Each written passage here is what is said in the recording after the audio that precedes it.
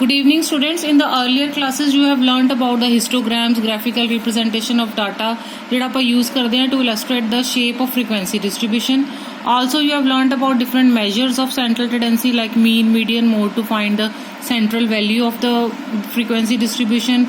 Also, you have learnt about the different measures of variability like mean deviation, average deviation, standard deviation. ठीक है? NPC बच्चे basically ਆਪਾਂ use करते हैं normal probability curve. For example साढ़े कोई teacher ने थोड़ा टेस्ट लिया, अचीवमेंट टेस्ट लिया, and all students have some score on that test. ठीक है, so according to that score teacher ਜਿਹੜਾ डिवाइड करेगा स्टूडेंट्स टू डिफरेंट ग्रेड्स ਦੇ ਵਿੱਚ A B C D grades ਦੇ ਵਿੱਚ ग्रेडिंग करेगा और NPC ਦੇ ਉੱਪਰ ਜਿਹੜਾ ਉਹ ਚੀਜ਼ ਨੂੰ ਚੈੱਕ ਕਰੇਗਾ. ਸੋ NPC ਦੇ ਵਿੱਚ ਬੇਸਿਕਲੀ ਕੀ ਹੁੰਦਾ ਹੈ, ਜਸਟ ਅ ਮਿੰਟ. ठीक है, बेसिकली NPC ਦੇ ਵਿੱਚ ਜਿਹੜਾ ਆਪਾਂ ਮੇਜਰ ਟ੍ਰੇਟ ਹੈਗਾ ਉਹ ਨਾਰਮਲੀ ਡਿਸਟ੍ਰੀਬਿਊਟਡ ਹੋਏਗਾ ਯੂਨੀਵਰਸ ਦੇ ਵਿੱਚ. ਠੀਕ ਹੈ, ਐਂਡ ਜਿਹੜਾ ਟੈਸਟ ਹੈਗਾ that is used to measure ਇਸ ਟ੍ਰੇਟ ਜਿਹੜਾ ਗੁੱਡ ਹੋਏਗਾ. ਟੈਸਟ ਦੀ ਕੋਈ ਗੁੱਡ ਡਿਸਕ੍ਰਿਮੀਨੇਸ਼ਨ ਪਾਰ ਹੋਏਗੀ and it is able to differentiate between the poor students in the classroom, average students in the classroom and high ability groups. मतलब different groups ਤੁਹਾਡੇ ਕੋਲ ਹੋਣਗੇ. ਹਾਈ एबिलिटी ग्रुप होएगा, low ability group होएगा students ਦਾ. Low ability for example D grade च चले गए, हाई एबिलिटी A ग्रेड च चले गए और इन बिटवीन वाले एवरेज. सो NPC ਤੇ ਆਪਾਂ ਇਹ ਸਾਰੀਆਂ ਚੀਜ਼ਾਂ ਚੈੱਕ ਕਰਦੇ ਹਾਂ. ਸੋ NPC ਬੇਸਿਕਲੀ ਕੀ ਹੁੰਦਾ, ਬੈਲ ਸ਼ੇਪਡ ਕਰਵ ਹੈ ਜਿਹਨੂੰ ਆਪਾਂ ਨਾਰਮਲ ਪ੍ਰੋਬੇਬਿਲਿਟੀ ਕਰਵ ਵੀ ਕਹਿੰਦੇ ਆ ਔਰ ਸਿੰਪਲੀ ਨਾਰਮਲ ਕਰਵ ਵੀ ਕਹਿੰਦੇ ਆ. ਐਂਡ ਜਿਹਦੇ ਵਿੱਚ all the scores having equal values of three measures of central tendency. Three measures of central tendency means mean, median, mode ਦੀ ਜਿਹੜੀ value ਹੈ ਬਿਲਕੁਲ equal ਹੁੰਦੀ ਹੈ normal probability curve ਦੇ ਵਿੱਚ. So first the normal probability curve, from the name it is clear that it is based on law of probability that is discovered by French mathematician Abraham de Moivre. Okay, so first property ਇਹਦੀ characteristics ਹੈਗਾ ਕਿ normal curve is symmetrical. ठीक है, NPC की है basically symmetrical है about the ordinate. Ordinate is what, X axis, sorry Y axis ते a symmetrical है. एक्स एक्सिस साडा की हुंदा abscissa and Y axis is ordinate. NPC is basically symmetrical about the ordinate of the central point of the curve. It implies that size, shape and slope of the curve on one side of the curve is identical to the other side. Size, shape ਤੇ ਜਿਹੜਾ slope ਹੈ curve ਦਾ ਇੱਕ side ਤੇ ਤੇ ਦੂਸਰੀ side ਤੇ ਤੁਸੀਂ ਦੇਖ ਰਹੇ ਹੋ ਦੋਨੋਂ ਸਾਈਡਸ ਤੇ ਸੇਮ ਹੋਏਗਾ. ਇਸ ਕਰਕੇ ਇਹਨੂੰ ਇਹਦੀ that is the normal curve has a bilateral symmetry. ਇਸ ਕਰਕੇ ਇਹਦੀ bilateral symmetry ਹੈ because ਅਗਰ ਆਪਾਂ ਇਸ ਫਿਗਰ ਨੂੰ ਫੋਲਡ ਕਰੀਏ along the vertical axis, ਜਿਹੜੇ two halves ਹੋਣਗੇ ਉਹ ਕੀ ਕਰਨਗੇ, coincides. ਠੀਕ ਹੈ, so if the figure is folded along the vertical, the two halves would coincide. In other words, left and right values to the middle central point are mirror images. ਜਿਹੜੀਆਂ left values ਹੋਣਗੀਆਂ ਤੇ right values ਹੋਣਗੀਆਂ basically ਕੀ ਹੋਣਗੀਆਂ, mirror images ਹੋਣਗੀਆਂ. Next characteristics is the normal curve is unimodal. Normal curve ਜਿਹੜਾ ਹੈ unimodal ਹੋਏਗਾ because ਇਹਦੇ ਵਿੱਚ ਇੱਕੋ ਹੀ point ਹੈ ਜਿੱਥੇ frequency ਜਿਹੜੀ maximum ਹੈ. Since there is only one point in the NPC where there is maximum frequency, that's why it is called unimodal. Third characteristics is mean, median and mode coincide. Mean, median ਤੇ mode ਜਿਹੜਾ ਆ normal distribution ਦੇ ਵਿੱਚ baseline ਤੇ ਬਿਲਕੁਲ ਜਿਹੜਾ center ਤੇ fall ਕਰਦਾ ਔਰ mean, median ਤੇ mode ਬਿਲਕੁਲ ਬਰਾਬਰ ਹੁੰਦਾ NPC ਦੇ ਵਿੱਚ. ਠੀਕ ਹੈ, ਤਿੰਨੋਂ ਚੀਜ਼ਾਂ coincide ਕਰਦੀਆਂ ਨੇ baseline ਤੇ at the center. ਠੀਕ ਹੈ, maximum, next fourth one is maximum ordinate occurs at the center. Maximum ordinate means कि maximum height ਜਿਹੜੀ है of the ordinate always occur at the center of the NPC. ठीक है, of the center point of the NPC means ਜਿਹੜਾ mid point हैगा. So maximum ordinate occurs at the center and the ordinate next is the ordinate at the mean and is the highest ordinate is denoted by y naught equals to I small sigma root 2 pi. Okay, next characteristics हैगा normal curve is asymptotic to x axis. Normal curve की हुंदा बच्चे, normal curve approaches the horizontal axis asymptotically. asymptotically approach करदा means कि ਜਿਹੜੀ curve ਦੀ height है continuously decrease करदी है. ठीक है, from both the ends, from the middle point of the curve it continues to decrease on both the sides. ठीक है, it continues to decrease in height on both the sides away from the middle point, but it never touches the horizontal axis. पर कभी भी horizontal axis ਨੂੰ touch नहीं करती. इधरों continuous decrease करती है from minus infinity to plus infinity. Then next is, ठीक है, then height of the curve declines symmetrically. Height of the curve की कर दी है decline, symmetrically decline कर दी है. In the normal probability curve, height declines symmetrically in either direction from maximum point. ठीक है, height ਜਿਹੜੀ है decline कर दी है symmetrically from maximum point. For example ਸਾਡੇ को ordinates ਹੈਗੇ ਨੇ, ordinates for value ਸਾਡੇ को ਹੈ x equal to mu plus minus k. ठीक है, फिर k ਸਾਡੇ को कोई भी real number है.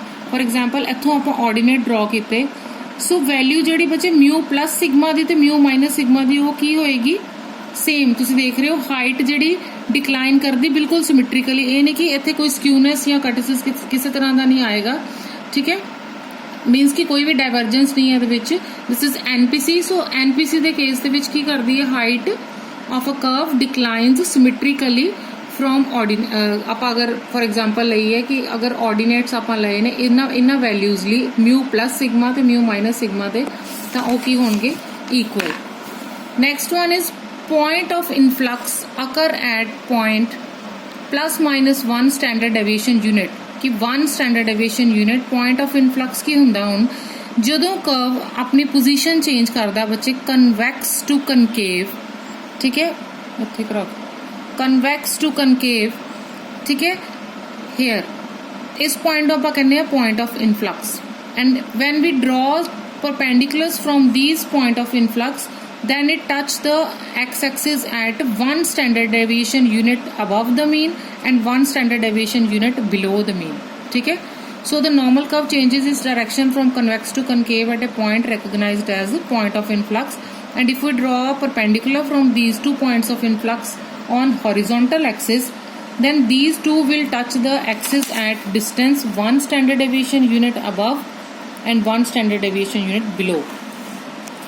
Next point is total percentage of area of normal curve within 2 point of influx is fixed. कि दोनों point of influx ਦੇ ਵਿੱਚ ਜਿਹੜਾ area ਹੁੰਦਾ ਉਹ ਹਮੇਸ਼ਾ ਫਿਕਸ ਹੁੰਦਾ. ਦੇਖੋ ਇੱਥੇ ਸਾਡਾ ਸੈਂਟਰ ਹੈ, ਮੀਨ ਮੀਡੀਅਨ ਮੋਡ ਜਿਹੜਾ ਕੋਇਨਸਾਈਡ ਕਰ ਰਿਹਾ. So 1 standard deviation unit above and 1 standard deviation unit below. ਠੀਕ ਹੈ, ਮੀਨ ਤੋਂ ਲੈ ਕੇ 1 ਸਟੈਂਡਰਡ ਡੇਵੀਏਸ਼ਨ ਯੂਨਿਟ ਤੱਕ ਏਰੀਆ ਸਾਡਾ ਕੀ ਹੈ, 34.13, ਔਰ ਇਧਰੋਂ ਬਿਲੋ ਵੀ 34.13. यानी कि टोटल दोनों ਨੂੰ प्लस करके 68.26% एरिया ਜਿਹੜਾ 2 पॉइंट्स ऑफ इनफ्लक्स ਦੇ ਵਿੱਚ ਹੁੰਦਾ, 2 पॉइंट्स ऑफ इनफ्लक्सेशन ਦੇ ਵਿੱਚ ਇਹ ਏਰੀਆ ਕੀ ਹੋਏਗਾ, ਫਿਕਸ, ਔਰ ਇਹਦੀ ਵੈਲਿਊਜ਼ ਇਹੀ ਹੋਣਗੇ. ਨੈਕਸਟ ਆਪਾਂ ਕਰ ਚੁੱਕੇ ਹਾਂ ਨਾਰਮਲ ਕਰਵ ਕੀ ਹੈਗਾ ਸਾਡਾ, ਸਮੂਥ ਕਰਵ ਹੈ. ਠੀਕ ਹੈ, ਨਾਰਮਲ ਕਰਵ ਇਜ਼ ਬਾਇਲੇਟਰਲ. ਬਾਇਲੇਟਰਲ ਮੀਨਸ ਕਿ 50% ਏਰੀਆ ਇੱਕ ਲੈਫਟ ਸਾਈਡ ਤੇ ਫਾਲ ਕਰ ਰਿਹਾ, 50% ਏਰੀਆ ਰਾਈਟ ਸਾਈਡ ਤੇ ਫਾਲ ਕਰ ਰਿਹਾ. ਮਤਲਬ ਐਵਰੇਜ ਕੇਸਿਸ ਜਿਹੜੇ ਲੈਫਟ ਤੇ ਵੀ ਹੈਗੇ ਨੇ ਔਰ ਰਾਈਟ ਤੇ ਵੀ ਹੈਗੇ ਨੇ. ਮਤਲਬ ਡਿਵੀਜ਼ਨ ਜਿਹੜੀ ਹੈ 50-50% ਹੈਗੀ ਹੈ ਦੋਨੋਂ ਸਾਈਡਸ ਤੇ. Next is greater percentage of cases ਜਿਹੜੇ ਫਾਲ ਕਰਦੇ ਨੇ ਬੱਚੇ ਮਿਡਲ ਆਫ ਦ ਡਿਸਟ੍ਰੀਬਿਊਸ਼ਨ. ਠੀਕ ਹੈ, ਮਿਡਲ ਡਿਸਟ੍ਰੀਬਿਊਸ਼ਨ ਦੇ ਵਿੱਚ ਸਭ ਤੋਂ ਜ਼ਿਆਦਾ ਕੇਸਿਸ ਫਾਲ ਕਰਦੇ ਨੇ. ਠੀਕ ਹੈ, ਲਾਈਕ ਇਨ ਫਿਗਰ ਆਪਾਂ ਦੇਖਦੇ ਹਾਂ, ਆਹ ਦੇਖੋ in middle of the distribution total cases ਨੇ 34.13, 34.13, ਯਾਨੀ ਕਿ 68.26 ਕੇਸਿਸ ਨੇ ਸਭ ਤੋਂ ਜ਼ਿਆਦਾ ਸੈਂਟਰ 'ਚ ਫਾਲ ਕਰਦੇ ਨੇ. ਐਨਪੀਸੀ ਦੀ ਜਿਹੜੀ ਆਪਾਂ ਗੱਲ ਕਰ ਰਹੇ ਹਾਂ ਸਟੈਂਡਰਡ ਡੇਵੀਏਸ਼ਨ ਯੂਨਿਟ ਤੇ ਆਪਾਂ ਕੀ ਕਹਿੰਦੇ ਨੇ, ਮੀਨ ਸੈਂਟਰ ਦੇ ਵਿੱਚ ਆ ਗਿਆ ਤੁਹਾਡਾ. ਠੀਕ ਹੈ, ਮੀਨ ਮੀਡੀਅਨ ਮੋਡ ਤਿੰਨੋਂ ਕੋਇਨਸਾਈਡ ਕਰਦੇ ਨੇ ਐਨਪੀਸੀ ਦੇ ਵਿੱਚ, ਔਰ ਯੂਨਿਟ ਆਪਾਂ ਲਏ ਨੇ -3 ਸਿਗਮਾ ਤੋਂ +3 ਸਿਗਮਾ ਤੱਕ ਤੁਸੀਂ ਐਕਸਟੈਂਡ ਕੀਤਾ ਐਨਪੀਸੀ ਨੂੰ. 1 standard deviation unit, 2 standard deviation, 3 standard deviation, ਇਧਰੋਂ negative 2 standard deviation -3 sigma. Then ਇੱਥੋਂ ਤੁਸੀਂ ਦੇਖ ਰਹੇ ਹੋ ਬੱਚੇ ਮੀਨ ਤੋਂ +1 ਸਿਗਮਾ ਦੇ ਵਿੱਚ ਸਾਡੇ ਕੋਲ ਇੰਨੇ % ਕੇਸਿਸ ਆਉਂਦੇ ਨੇ. ਮੀਨ ਤੋਂ +2 ਸਿਗਮਾ ਦੇ ਵਿੱਚ ਕਿੰਨੇ ਕੇਸਿਸ ਆਣਗੇ, ਇਹਨੂੰ ਤੇ ਇਹਨੂੰ ਪਲੱਸ ਕਰਾਂਗੇ, ਹੈ ਨਾ. ਔਰ ਅਗਰ 1 ਸਿਗਮਾ ਤੋਂ 2 ਸਿਗਮਾ ਦੇ ਵਿੱਚ ਵੇਖਣੇ ਨੇ ਤਾਂ ਕੇਸਿਸ ਆਉਂਦੇ 13.59, ਤੇ 2 ਸਿਗਮਾ ਐਂਡ 3 ਸਿਗਮਾ ਦੇ ਵਿੱਚ ਕੇਸਿਸ ਆਉਂਦੇ ਨੇ 2.14. ਠੀਕ ਹੈ, ਅਬਵ 3 ਸਿਗਮਾ ਸਾਡੇ ਕੋਲ ਕੇਸਿਸ ਆਉਂਦੇ ਨੇ 0.14.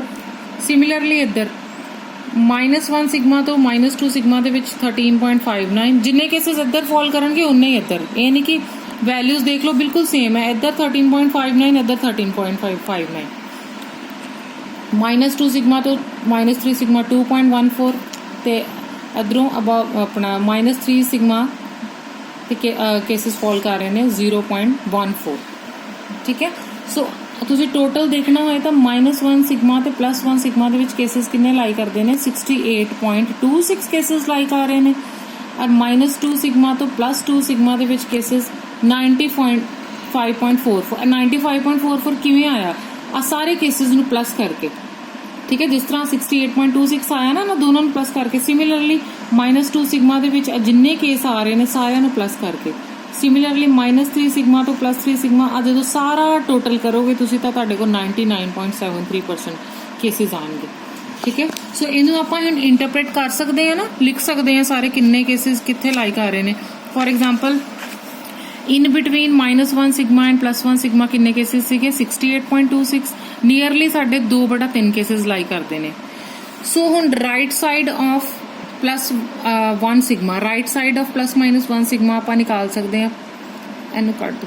+1 ਸਿਗਮਾ ਦੀ ਰਾਈਟ ਸਾਈਡ ਤੇ ਹੈ ਨਾ, ਆਪਾਂ ਪਿੱਛੇ ਵੀ ਕੀਤਾ ਸੀ ਕਿ ਰਾਈਟ ਸਾਈਡ ਤੇ ਇਸ ਸਾਈਡ ਤੇ, ਠੀਕ ਹੈ। ਕਿੰਨੇ ਕੇਸਿਸ ਨੇ 13.59 +2.14 ਤੇ +0.14 ਆ ਸਾਰੇ ਪਲੱਸ ਕਰਤੇ ਰਾਈਟ ਸਾਈਡ ਵੱਲ ਨੂੰ, ਯਾਨੀ ਕਿ 15.87 ਕਿੱਦਾਂ ਆਇਆ 13.59 2.14 ਐਂਡ 0.14 ਆ ਸਾਰੇ ਪਲੱਸ ਕਰੋਗੇ ਤੇ ਰਾਈਟ ਸਾਈਡ ਦੇ 1 ਸਟੈਂਡਰਡ ਡੇਵੀਏਸ਼ਨ ਯੂਨਿਟ ਤੇ ਕਿੰਨੇ ਕੇਸਿਸ ਆ ਗਏ, ਤਿੰਨਾਂ ਨੂੰ ਪਲੱਸ ਕਰਕੇ 15.87। ਸਿਮਿਲਰਲੀ ਲੈਫਟ ਤੇ ਕੱਢਾਂਗੇ ਤੇ ਉਨੇ ਹੀ ਆਣਗੇ 15.87।